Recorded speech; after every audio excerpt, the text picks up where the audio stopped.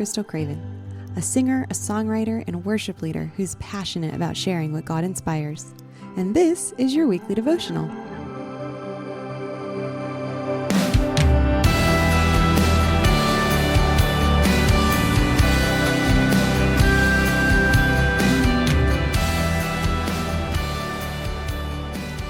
As Americans, we have come to celebrate Women's History Month in March. While we can look back on the great accomplishments of those women in American history and honor them, we as Christians get to look back on people in the Bible and not just look at their accomplishments, but more importantly, to learn from them and apply the spiritual truths to our lives. When I think of a great woman in the Bible, Esther is definitely one of the first women who comes to mind. This young, beautiful woman is often remembered for her bravery when she was queen. But if we look back even before she was queen, we see a strong young woman who had been carried away as a captive. She was an orphan and she was living with her cousin.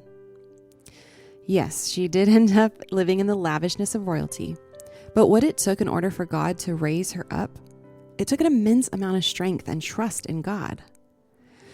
To be taken as a virgin in order to be in the king's harem was, in essence, to be taken as property for use of the king's pleasure, with the possibility of becoming queen. So she really had to trust that God was with her, that he would keep her, and that he would give her the grace to get through whatever it was that she was going to face in this new season of her life. So when she was in the midst of facing possible death for breaking the law in order to go before the king unsummoned, what she did gives us a beautiful example of what we also can do when we're faced with hardship. In Esther 4:16b, it says, "I and my young women will also fast as you do. Then I will go to the king, though it is against the law, and if I perish, I perish."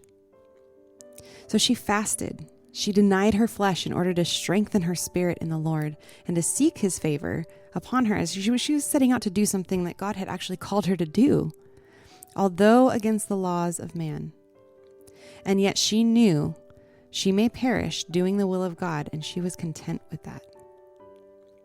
This reminds me of Shadrach, Meshach, and Abednego when they too were faced with obeying God or obeying man.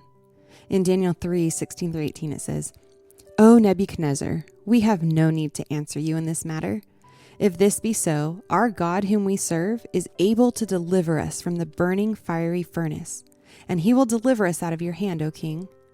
But if not, be it known to you, O king, that we will not serve your gods or worship the golden image that you have set up." Now we know that God doesn't always deliver us from the hands of men, as we've seen from those who have died as martyrs. But as the Apostle Paul so eloquently has penned in Philippians 1:20-21, it says, "As it is my eager expectation and hope that I will not be at all ashamed, but that with full courage, now as always, Christ will be honored in my body, whether by life or by death. For to me, to live is Christ, and to die is gain." So if we truly believe that to live is Christ and to die is gain, then what does it matter if we live or die so long as we're walking in the good and perfect will of God? We don't have to fear. And just as Esther trusted God, even unto death, and was called for a specific purpose, you and I, we are called for a purpose. So the question is, will you trust God and be willing to be used for such a time as this?